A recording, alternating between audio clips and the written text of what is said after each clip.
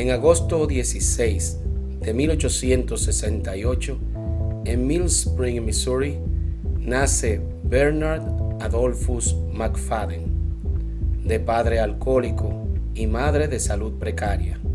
Entre los años 1875 y 1876, a unos 7 u 8 años de edad, casi muere al ser vacunado y por esto desarrolla una gran desconfianza hacia los doctores. Antes de cumplir los 11 años, en 1879, sus padres ya habían fallecido y había pasado a vivir de pariente en pariente. En una ocasión, oyó a un pariente comentar que él era muy débil y que debido a su mala salud moriría pronto igual que sus padres. Por esto, decidió en ese momento hacer todo lo posible para convertirse en un hombre fuerte y saludable.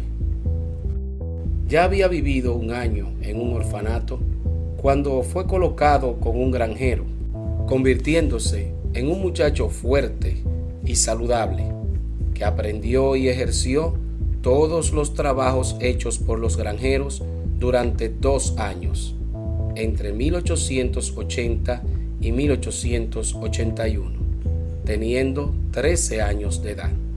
Luego consiguió trabajo en una oficina y aprendió el oficio durante 2 años más, entre 1882 y 1883, cumpliendo aquí 15 años de edad.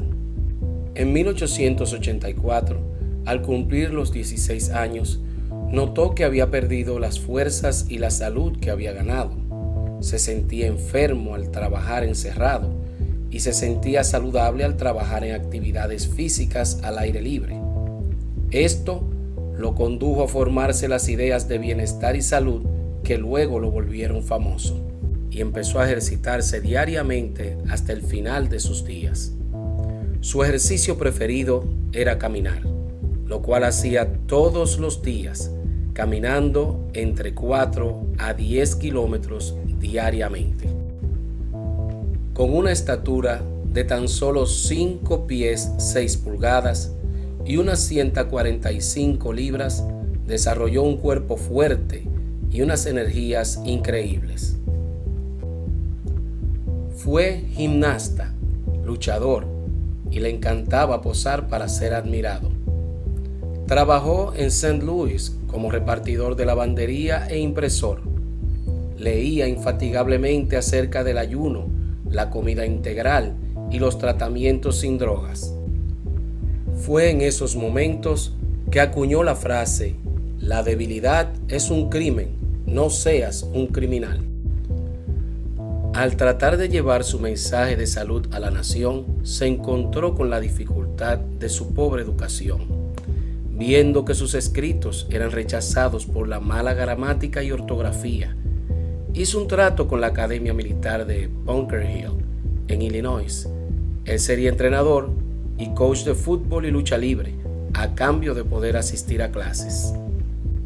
Fue entonces cuando en 1893, teniendo 25 años de edad, y al visitar la Feria Mundial de Chicago, tuvo la oportunidad de ver al renombrado Eugene Sandow, quedando impresionado con su exhibición y con las esculturas clásicas que idealizaban el cuerpo humano.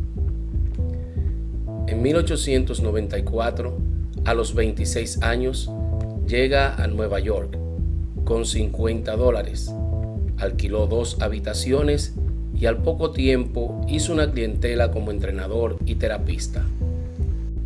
También decidió cambiar su nombre y apellido de Bernard, terminado en D, a Bernard, terminado en R, pues decía que se oía como el rugido de un león, y de McFadden a McFadden con A, porque se oía mejor o tenía más fuerza.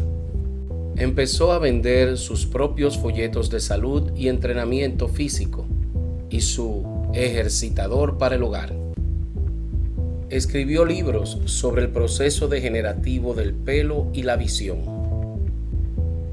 Buscando nuevos mercados para sus productos, viaja a Inglaterra y permanece allí 2 años, 1897 y 1898. Dio charlas y exhibiciones al estilo Sandow.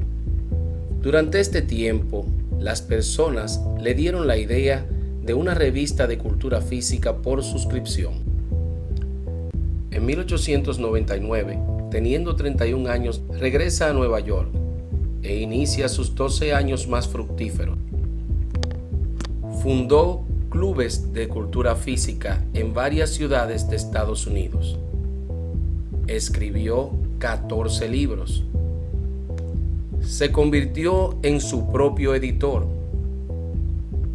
La compañía editorial de cultura física empezó en una oficina de una habitación.